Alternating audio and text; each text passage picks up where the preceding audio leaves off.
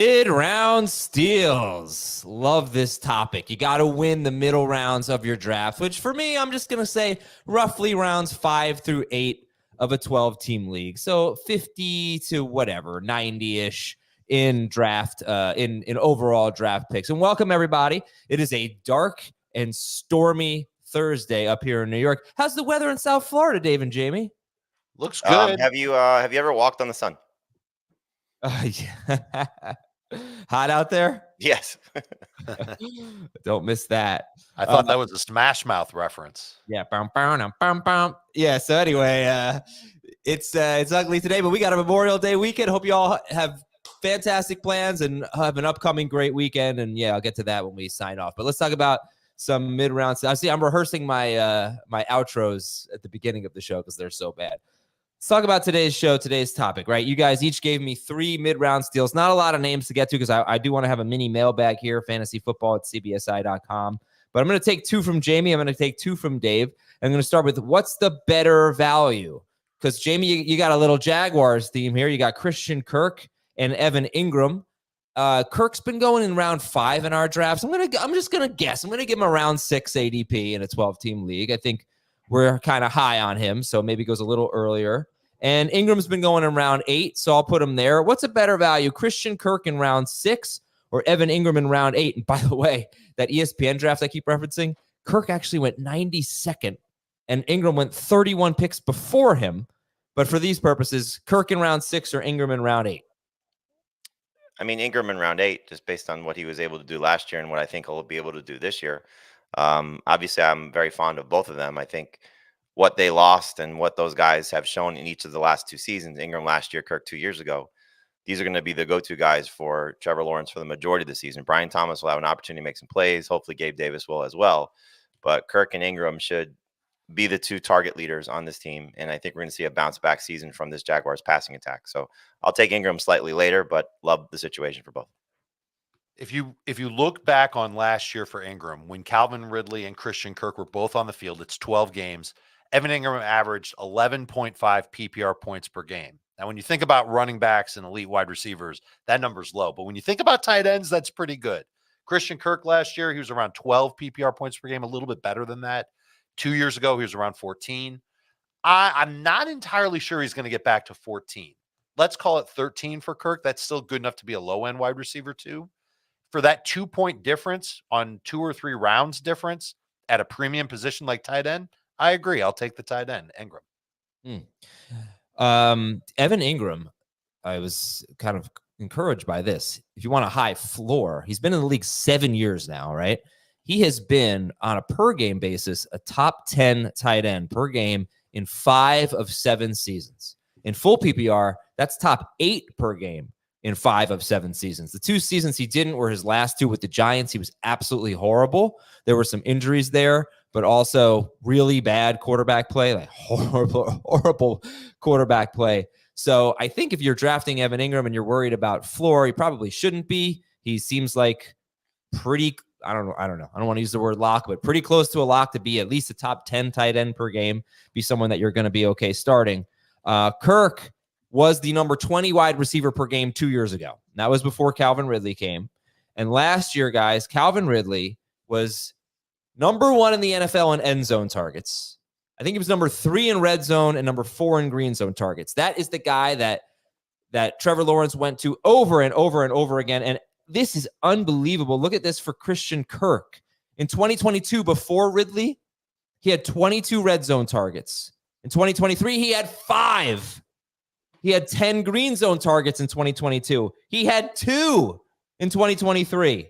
And he went from 11 end zone targets to 4 end zone targets from 2022 to 2023. He also missed time, so that's part of it. It is, yes, you're absolutely right. But still, that is like a shockingly low number. Even in was a 12 games, basically 11 games. He had only 2 green zone and 4 end zone targets last year. So that's something that both of these guys can benefit from with Ridley out. Now, Jamie, you said you think the Jaguars passing game takes a step up this year. That's interesting. Why do you feel that way? I don't think Trevor Lawrence will be as bad. And, you look at how this passing game performed last year. How many missed opportunities did they have of Calvin Ridley, mostly him, whether it was Lawrence missing him in the end zone or him stepping out of the end zone or dropping a pass in the end zone. I mean, it was a lot of almost this, and what's the segment that you do? The almost touchdowns. Yeah, almost Um, touchdowns. yeah, there was a lot of almost touchdowns. It felt like it was the Jaguars every week. Presented by Ridley. Now, I don't think that clearly Thomas and Davis are at the level yet of Ridley and Zay Jones, but I also don't think they have a lot of room to go to get there, because Thomas could be a very talented rookie, and Davis just might be better than Zay Jones if things go right for him. So it's a stretch, but I don't think it's a huge stretch. And then again, you lost Kirk for the back half of the season, and I think his absence was significantly felt. Now, Engram benefited from that, so we'll find out just how much maybe Kirk's return puts a little bit of a ceiling on Engram, because like Dave mentioned, it was 11.5 PPR points when they were healthy. It was much more than that when Kirk was gone. Yep. So we'll see how much of a factor that is. But again, you're talking about over 200 targets vacated from the loss of Ridley and Jones. And I don't think that all automatically goes to the two newcomers. I think the two guys that are already there are going to benefit quite a bit. Okay. Next up, what's the better value? Joe Burrow. I'm kind of guess ADPs here based on what we've seen and what I expect. Joe Burrow in round 5 or Jordan Love in round 7? These are two guys that Dave is highlighting as mid-round steals, Joe Burrow and Jordan Love. I know you like Burrow better, but if you could get Love 2 rounds later, what's the better value, Dave? Burrow in round 5 or Love in round 7? This is assuming that everybody's healthy by the time training camp wraps up in mid-August and the preseason gets into high gear. We don't know if we can definitely say that with Joe Burrow. History would say that we can't. I'm a fan of Love. I love Love. I think everybody should have Love in their lives. And I think everybody should have Love in their draft plans. If you find yourself waiting on a quarterback, the way that he finished last year, 25 fantasy points per game in his final 9 games, really a great finish to what was his first season being the guy in Green Bay. And I've talked about it before. His ability to put up numbers in those final 9 games, regardless of who was healthy for him at wide receiver, was a big time factor. There were a few offensive line issues. They were juggling some backups and third stringers playing with the starting unit. He overcame that. He overcame a run game that really didn't catch fire until the very end of the season and into the playoffs. He had a lot to shoulder in that offense, and he did great. And so I think that if he can carry that over, if his receiving core is healthy, I think Jordan Love can end up getting, can he really get 25 fantasy points per game? Maybe he's below that. That's still pretty good if he's in that 22 to 24 range, but he's got the ceiling to be better than 25. That's how good I think he is. And Burrow, we've seen it from him before.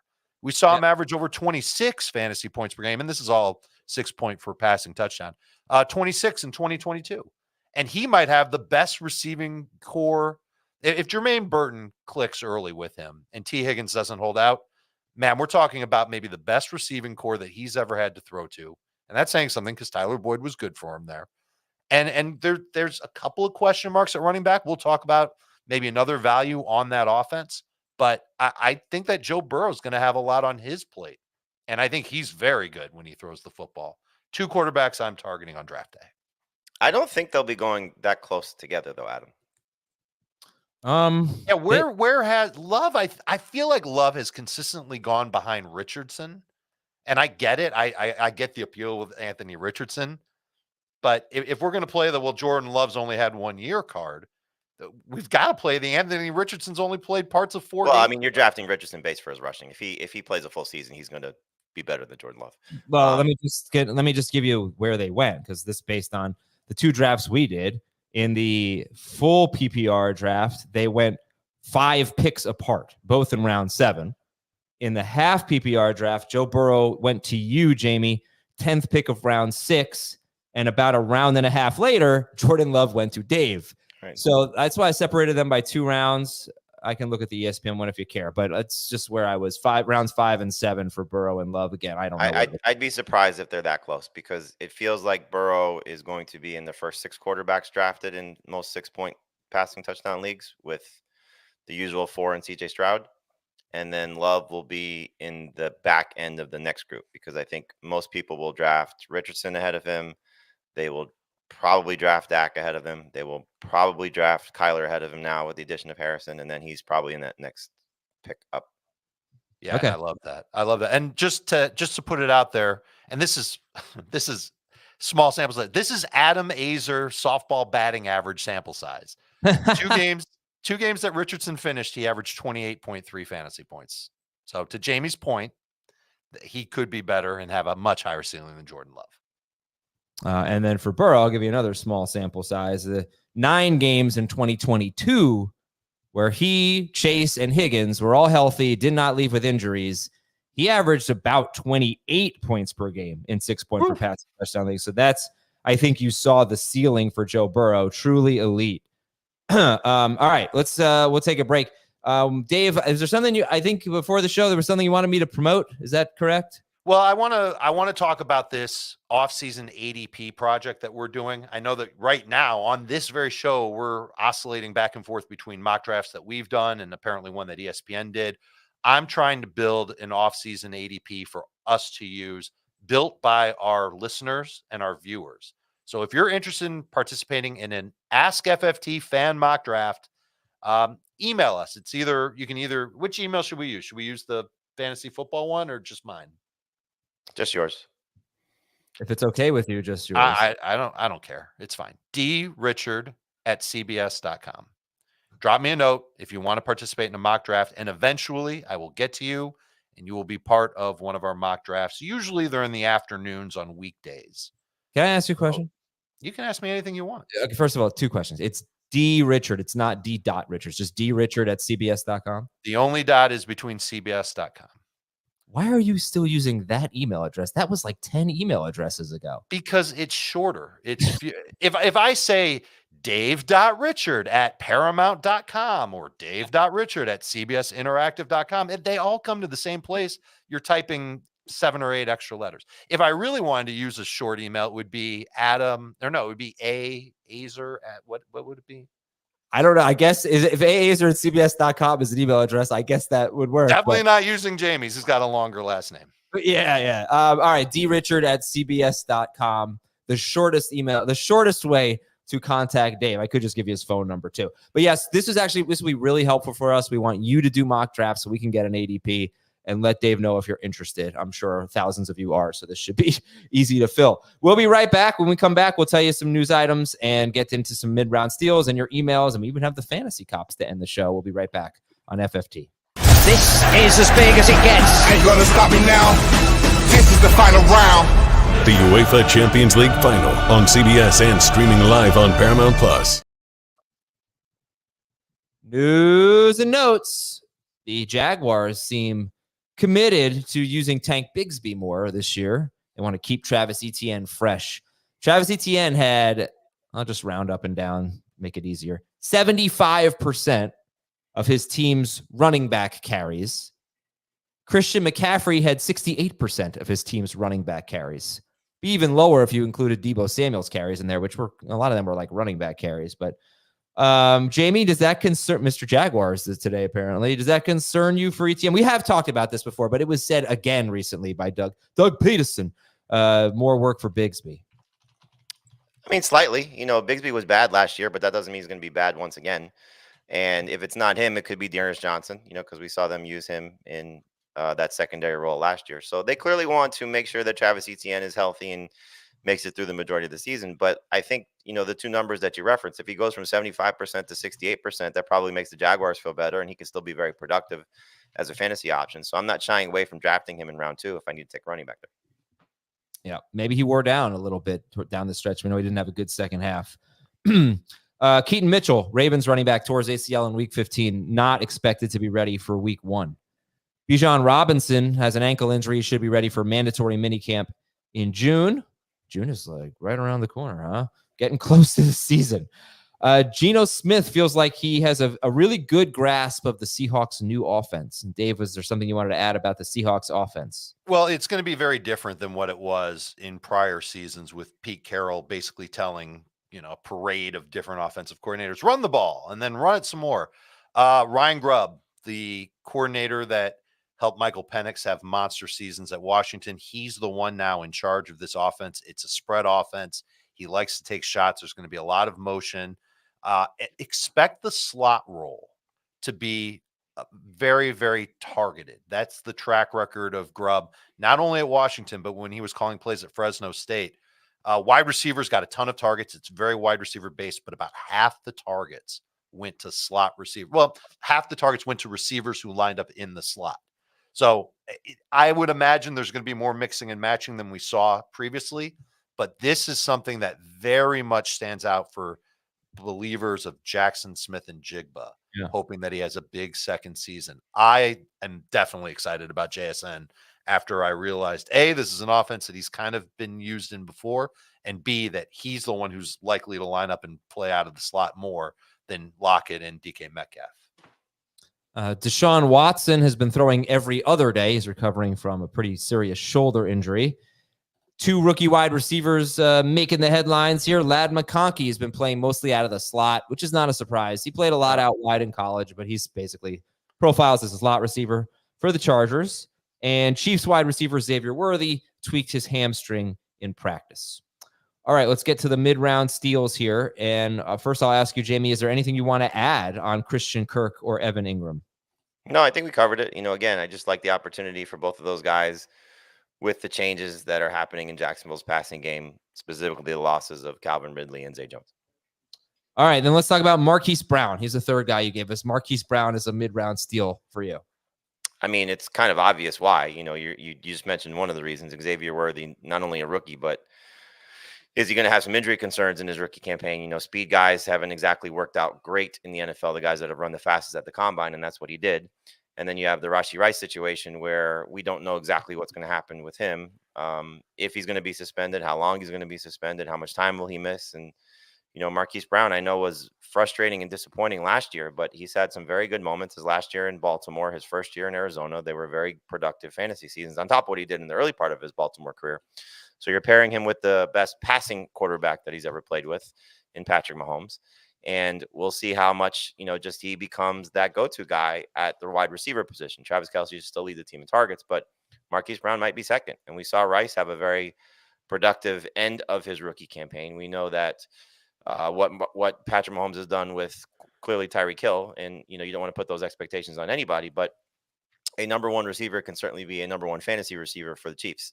And so Brown, as late as he's going, I think that will certainly change if Rice has a significant suspension. He may creep into, I don't want to say round 4, but round 5, 6, I think is where he'll probably end up settling. So for this topic, he certainly fits. But the upside is fantastically there, and he can be a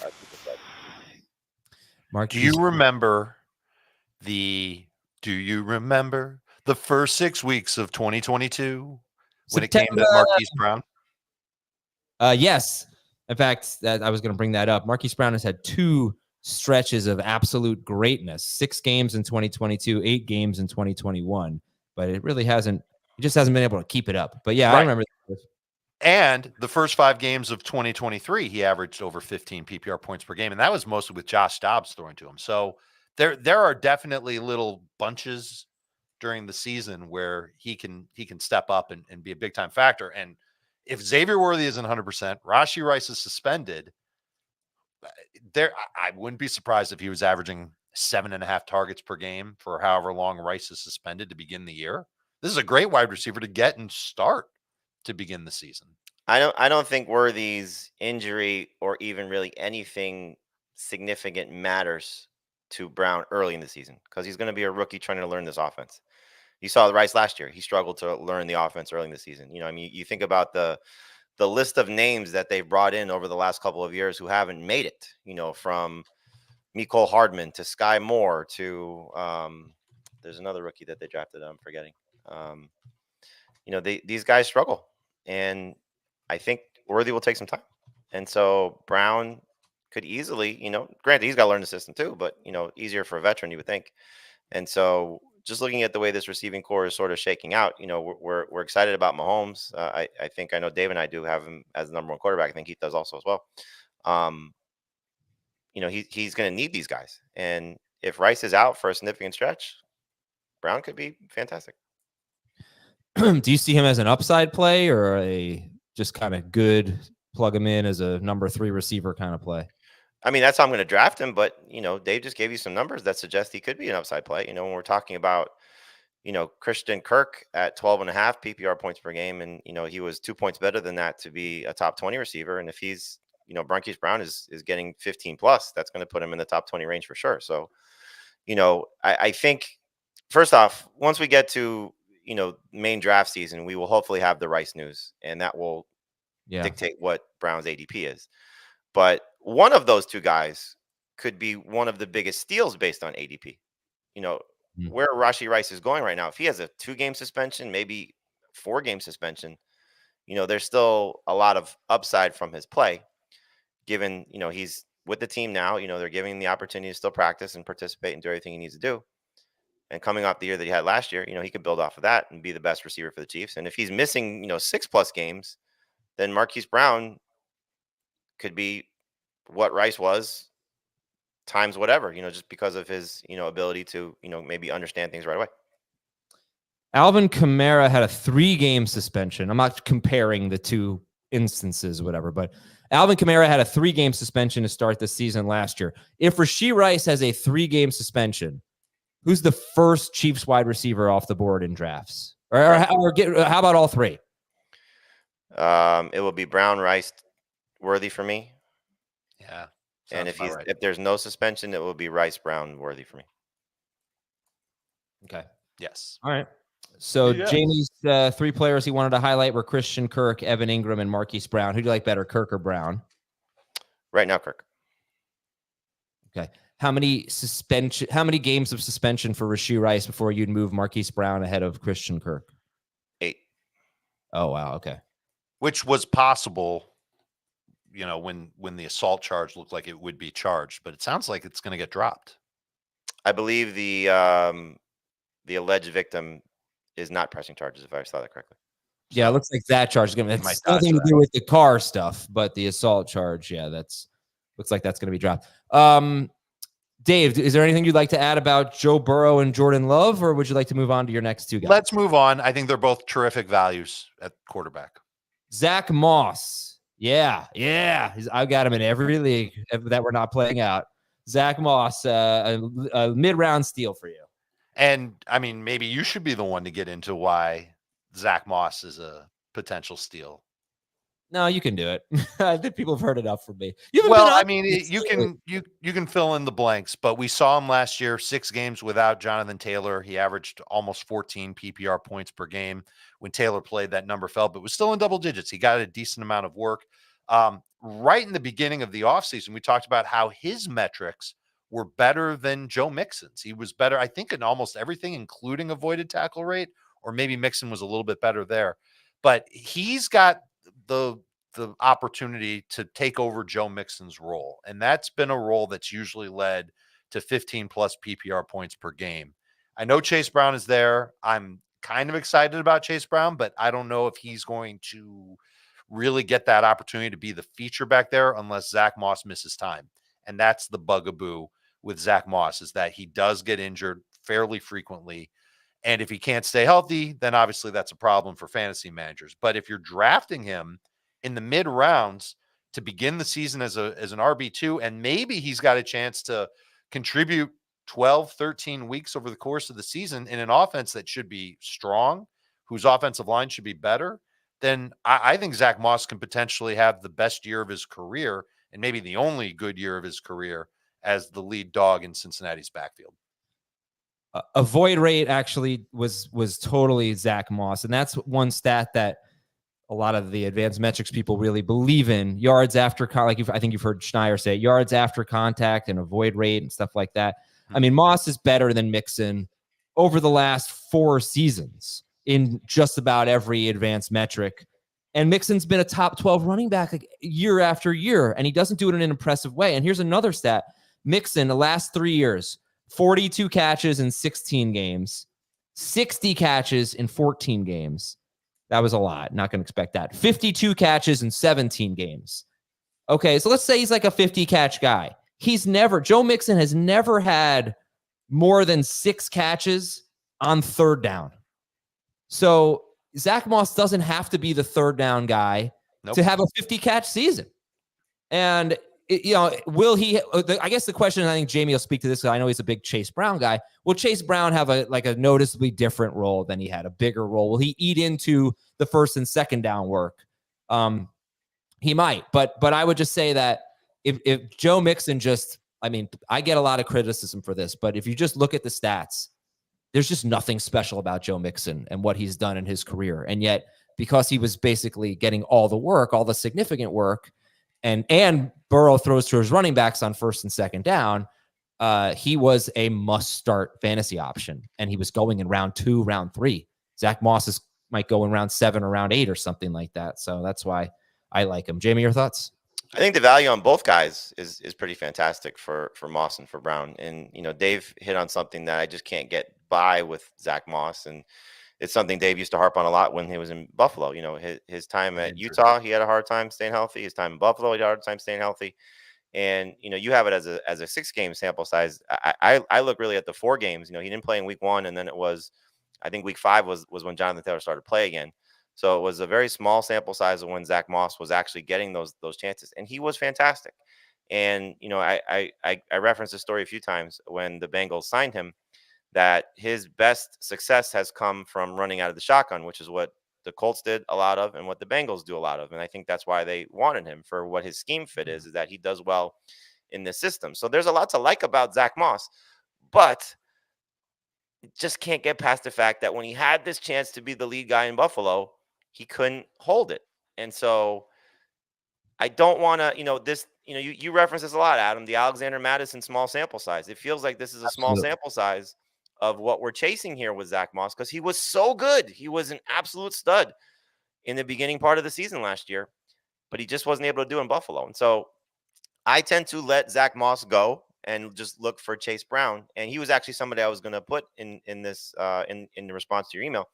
But it feels like he's going round 9 or later. I know we tend to draft him in round 8 in a lot of our drafts, but I don't think his ADP is going to be anywhere close to that. So you don't think Zack Moss will have a round 8 ADP?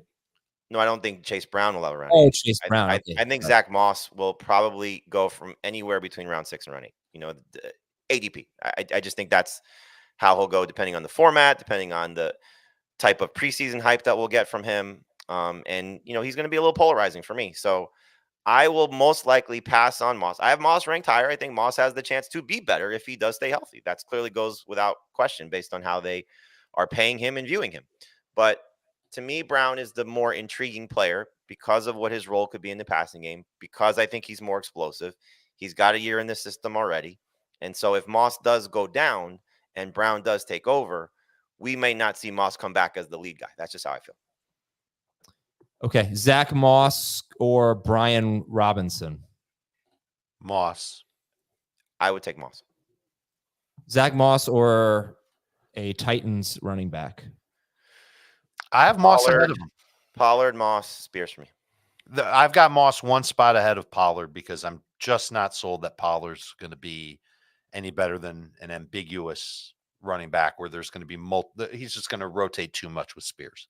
And just to tie in the injury situation here, I go back to what Pollard said, I believe it was week 11 last year, that he finally felt that he was back to full strength. And from week 12 on, I believe Pro Football Focus had him as the best running back in football. What was his fantasy production? That's something we should take a look Pollard. at. Its fantasy production was good. I don't think it was great. I'll tell you right now, week 12. Yeah, week 11. Carolina game. Oh, well, you start off with the Carolina game. That's a good way to be the best running back in fantasy, right? They were the best matchup. Last 8 games. So that would be week 11 on for Pollard last year, 13.7 PPR points per game. Not bad. All right, we're going to take a break. Come back. We have one more player to talk about. It's another tight end, and then we'll get into your emails at fantasyfootball@cbsi.com. I'd also like to cordially invite you to leave us a 5-star review on Apple Podcasts. We'd really appreciate that. You can leave a question there as well. But leave a comment. Might help your chances of getting into the fan mock draft. Ooh, I like that. Yeah, so leave a 5-star review. Tell people why you like our show. You can ask a question. You can also tell Dave in your email to drichard@cbs.com that you left a 5-star review. You can put a little screenshot there or something. Anyway, we'll be right back. Stick around.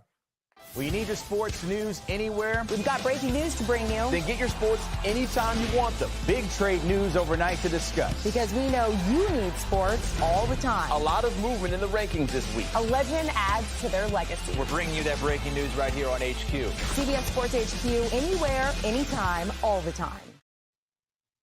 So, you guys have any fun Memorial Day plans? No. Why do you sound like Barney? Which Barney? Like the dinosaur or The dinosaur. Flintstones guy? Or don't cry for me, I'm already dead. That Barney. All right. Well, I hope you guys have fun weekends. You gonna hit the pool? Yeah, a little swimming. A lot of baseball. Hey, well, I'll probably end up in the pool. Yes. Good. All right, Dalton Kincaid. He's gonna have a great Memorial Day weekend. Just a guess. And he's also on Dave's list of mid-round steals. You like him better than Evan Engram? I do like him better than Evan Engram, and I think there's a chance, outside chance, that he finishes as tight end 1 this year. Opportunity is there for him to lead the Bills in targets. That's an offense that doesn't have a stud number 1 wide receiver with Stephon Diggs gone. Keon Coleman's a rookie. I don't think he's a complete player as a wide receiver. I just think that he's a big, rangy, physical perimeter type guy. There's a role for that in that offense. We saw it with Gabe Davis. I think Coleman can be a better version of that. I think Curtis Samuel is kind of what he is. Khalil Shakir is one of my favorite sleepers this year, but I think Kincaid's got a shot to see 130 plus targets. We saw it last year when there was no Dawson Knox. His target share went up in that situation, 7.4 targets per game, weeks 8 through 12. He averaged 13.8 PPR points per game. That's pretty good. I think that he could hit that target per game number with Knox because there's no Stephon Diggs on the field. This is somebody that I'm looking for. I'm kind of looking for him in that round 5 range, and he might be the only tight end after the big 4 that I would kind of gravitate toward and reach for instead of settle for at a good value. I think there's a difference between the two. Tight end stress. I love tight end. It's always actually, I know people probably think I'm kidding, but it's actually one of my probably my favorite position. Well, because when you've got a good one, you have an advantage. We've talked about this for years. Yeah, I actually think there's a lot of tight end strategy. You know, there's strategy at every position, but if you don't hit on a running back strategy, whatever, you can kind of just adjust as the draft goes on. Tight end, it's a little bit different. I mean, you don't have to, but I think you go into it kind of with a tight end strategy, and it's not necessarily where things. I'm rambling a little bit, but I actually love the tight end strategy. But every single time we talk about tight end, it makes me want to skip the top 4 tight ends, except for maybe Kelsey, because he's Kelsey. Because I love Kincaid and Pitts and Engram. Like, I get it. I get it. Again. It's always that group. I know, but every year we fall for this. So I don't know. I think the thing about Kincaid, and I actually was the first name I thought of, but we talked about him on Monday's or Tuesday's show, the What Could Happen show. Dan brought him up as exactly what Dave said. Dan's premise was he could be tight end too, because Dan's still a Kelsey guy. And I totally agree. He's my favorite breakout player at any position this year. I'll go back to that again. Just love the setup for him.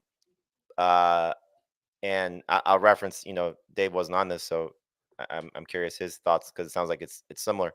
I was in a magazine draft last week, and I was picking 10th, so it was coming back to me on the swing. And there were 2 tight ends still on the board. I was basically committing myself to one of them, and Andrews went right in front of me as the 4th tight end. And I was like, I'm taking Kincaid. I don't care, because I don't think I was going to get him coming back to me. And so don't love seeing those guys go back to back, because I think there should be a little bit of separation for them. But as I continue to adjust my rankings, I know we all are doing that. It just Kincaid's moving up and up and up in the top 200. So he's almost creeping into the round 4 range. He's just outside. He's in my top 50 picks. And so just really the setup is there. Everything is in his favor. Dave referenced the time missed for Dawson Knox. You go to the end of the season when Gabe Davis missed, starting in week 18 into the playoffs, his targets share spiked again. It just seemed like anytime someone was missing of their key guys, he was a bigger part of the offense. And now there's clearly a big piece missing, 2 big pieces missing, with Diggs and Davis gone. Keon Coleman and Curtis Samuel are going to take big portions of those targets that are available. But Kincaid should be top 2 in targets, might be number 1 in targets. Not hard to expect that. And based on what his pedigree is and how I think they'll use him and what Joe Brady will do with him, how Josh Allen will lean on him, tight end 1 is certainly in the conversation. So the thing that will sway it is the touchdowns, because the catches and yards should be there. If he can be a 10 touchdown guy, certainly 8+ touchdown guy, based on how the position performed last year, where Kelsey came back to the group, came back to the pack, then we're looking at 14 points per game. And if he can get to 14 points per game, he'll be in the discussion. I think we have to spend, I don't know if it should be today because I want to get to the emails, but remind me, we should talk more about Mark Andrews. This is the guy, we never really talk about Mark Andrews. I just did his outlook for the site and for our magazine last night. Didn't realize he was at 13.5 PPR points per game for the season because he missed so much time at the end. That was actually the best year of his career, or second best year of his career. The previous one was 13.6. So he was right on. If you Azer stat that, because he left that game and you take out the last game, sure, he was better. Yep, probably over 14. So yeah, it's really a fun discussion. We're going to spend a lot of time who's the best receiver in fantasy, because you can make a case for Lamb, for Hill, for Jefferson, for Chase, for St. Brown. All those guys have reasons to be in the discussion. Tight end is the same. At quarterback, I guess, the same too. When you talk about Mahomes and Hurts and Allen and Lamar, tight end is right there. You can probably pull 100 people and you're going to get 25 Kelsey, 25 McBride, 25 Laporta, and 25 for Andrews. And I'm cheating there because I don't think that'll be the case, but there's a case to be made for all of them, and it's going to be fun. Yeah. All right, let's do it. Let's just start. Let's just get we should move draft season up to May. You want to get in a mock draft, Adam? I don't know. I mean, I feel like it should be not me, but yeah, I'm sure we'll do another one this week for the site, so we'll be good. Next week, you mean? The Memorial Day week, post Memorial Day week. Yeah. Okay. All right. And that's going to do it for our mid-round steals. Let's take a look at. Well, I'm sorry, I don't have mid-round steals from the audience. I have just regular emails from the audience at fantasyfootball@cbsi.com. Here we go. From Aiden. Where's Aiden from? Aiden is from Coral Springs, Florida. Oh, hello, Aiden, my neighbor. If you had Mahomes and Burrow on a middle-of-the-pack Superflex Dynasty team, would you prioritize Bo Nix over Michael Penix in case one of my quarterbacks, Mahomes or Burrow, goes down because he has a better chance to play this year, Bo Nix? Or do you not care about having a backup quarterback with 2 stars and pick someone like Ricky Pearsall or Blake Corum or another position? So that's the only 2 quarterbacks that he has? Apparently. I would take Nix. I mean, it's not just this year. I mean, we may not see Michael Penix for 3 or 4 years, based on how Kirk Cousins potentially performs. So I would rather have Nix. I'll take a player at the other position. And if calamity happens and I lose one of Mahomes and Burrow, I will make a trade, find a quarterback to fill that gap. You're also more likely to trade. Like worst case scenario in a super flex, maybe you go a couple weeks starting only one quarterback. It's a disadvantage, but maybe the scoring makes up for it. He didn't tell us what the scoring was. If it's 4 point for passing touchdown, if it's full PPR, you might be able to start somebody else and not feel it too badly. Yeah, I would much rather have the quarterback there. There's also more trade potential for that quarterback too. Real quick follow-up. He's good. Yeah, this is the other problem. Like if Bo Nix plays, but he isn't good, is he really better than another option, a good flex option? Most quarterbacks will outscore most other players at Superflex. I mostly agree, but even bad quarterbacks can be worse than quality flex players. Depends on the scoring. Do you have conviction about who you think? I just got the most Dan text of Dan text. I know, right? Dan is always on vacation. It's absolutely amazing. Can I say it? Yeah, sure. Well, I'm never going to pass up an opportunity to embarrass Dan. Go ahead. So we're in a rookie-only draft for a dynasty league that Dave, myself, and Dan and Adam is loosely associated with it because I made him part of my team. Right. I just don't share the winnings with him. But Dan's on the clock, second pick of the draft. Heath is the commissioner. He started the draft this morning, a slow draft. So I texted Dan jokingly. I said, Dan's holding up the draft. And the person on our staff that always makes fun of him, I said, he made me send that text. Not Adam. And his reply back was, on vacation, so I'll need all the reminders I can get. Yeah, I mean, that's so Dan. It's so Dan. Yeah. Well, have fun on your 5 vacations, Dan. All right. So anyway, do you feel confident in who's going to be better in 3 years, Penix or Knicks? In 3 years? Yeah. Knicks. Knicks will have more numbers because he'll play more. I'm not sure he'll be in the league as a starter in 3 years. So I don't mean overall in the first 2 years of his career. I mean in 2020. Right. He theoretically has a 2-year head start on Penix to prove that he can play in this league. I think he might just be like an okay starter. I don't think his numbers will be huge. Okay, from Seth. Where is Seth from? Seth is from Bethlehem, Pennsylvania. I'd like you to bring up in a show how you would rate Kyle Pitts if Cousins or Penix balm out, which I think was supposed to be ball out, unless they have like facial creams. And Pitts is the #1 target. What is his upside? And I'll ask you guys, do you think there's actually a chance that Pitts could lead the team in targets? Yes. Sure, if London gets hurt.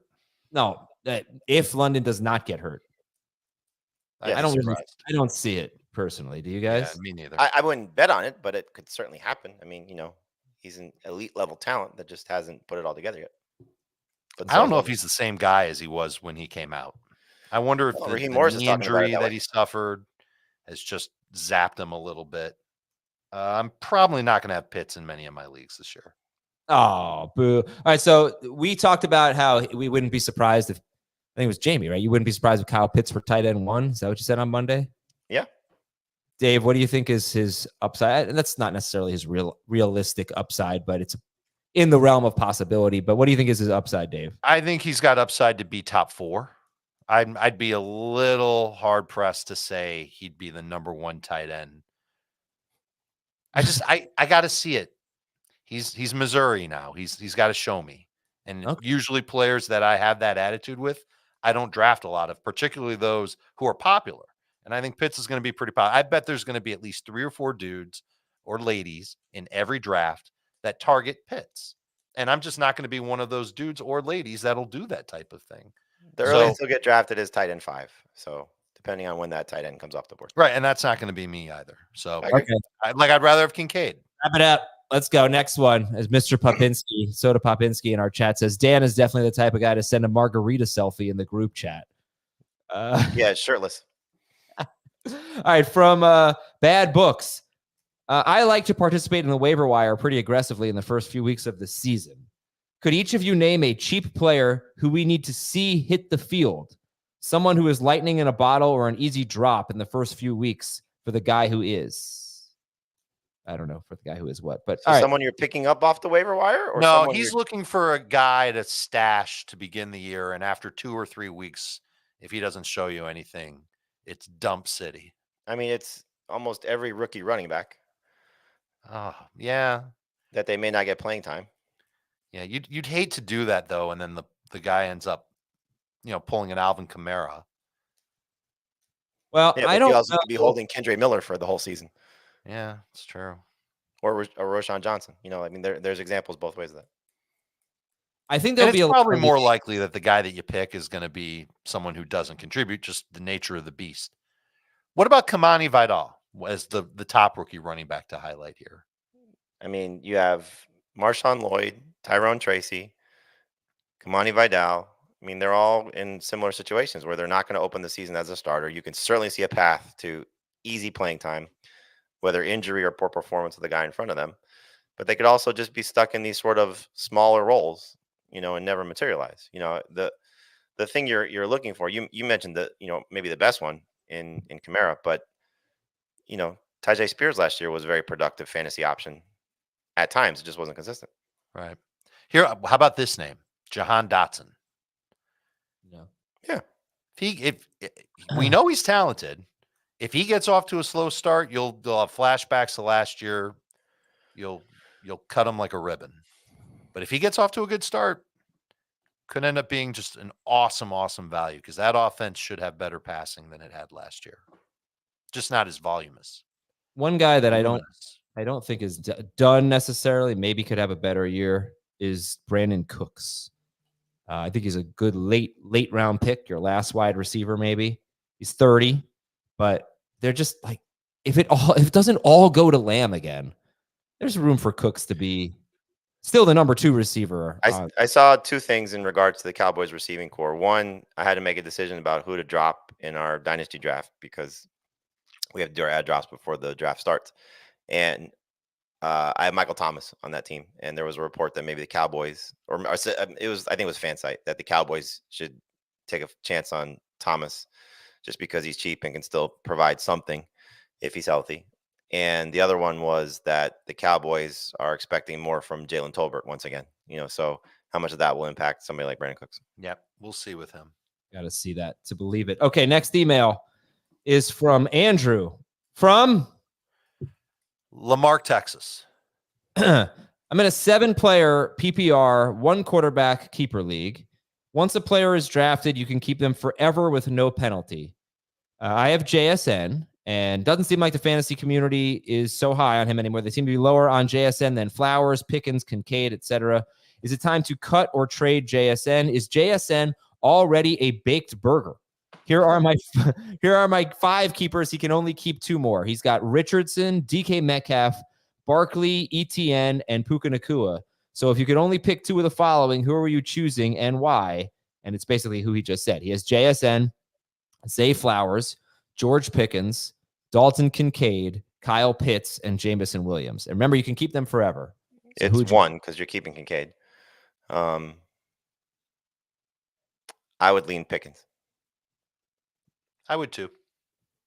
I like those 2, Kincaid and Pickens. Now, if you can maybe, because you got some good options there, if you can maybe package 2 play like Pickens and JSN for an upgrade or something like that, I would explore it.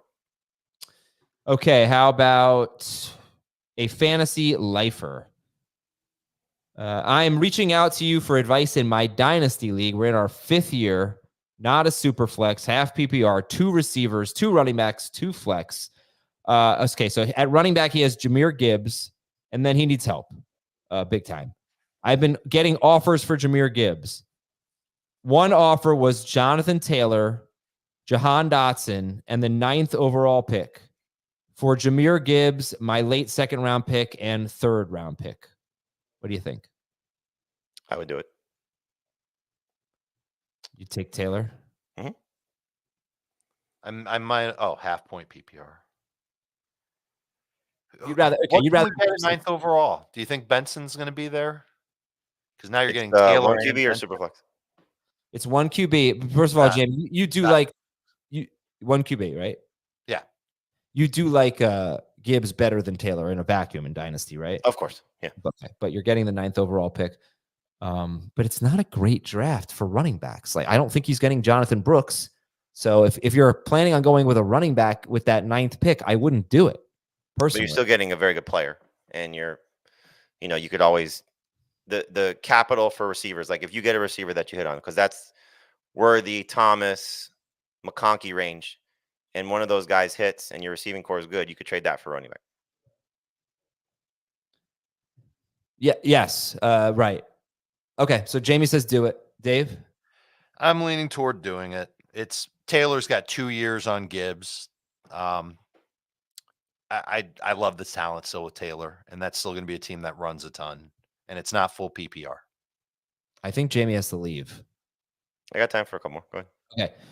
Marty, where is he from? What is it? Twin Pines? Yeah. Somewhere in California. Okay. Half PPR. Hill Valley. Goodness. Oh, God. come on, Dave.